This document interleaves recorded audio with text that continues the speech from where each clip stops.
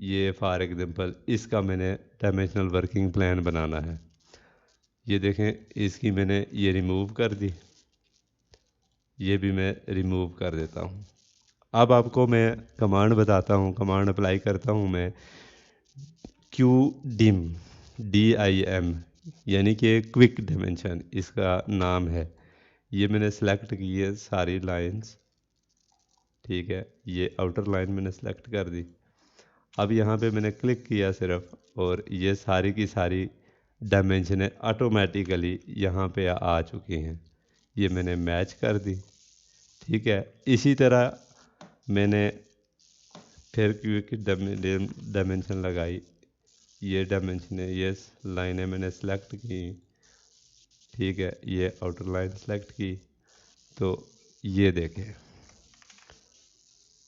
इतनी जल्दी वर्किंग आपने कभी नहीं देखी होगी। उम्मीद है मज़ा आया होगा आपको। यही चीज़ें आप सब चीज़ों में अप्लाई कर सकते हैं। अब ये फॉर एग्जांपल ये लाइनें मैंने सेलेक्ट की, क्विक डायमेंशन की कमांड डाली, ये देखें जी, ये आपकी ये वर्किंग हो गई।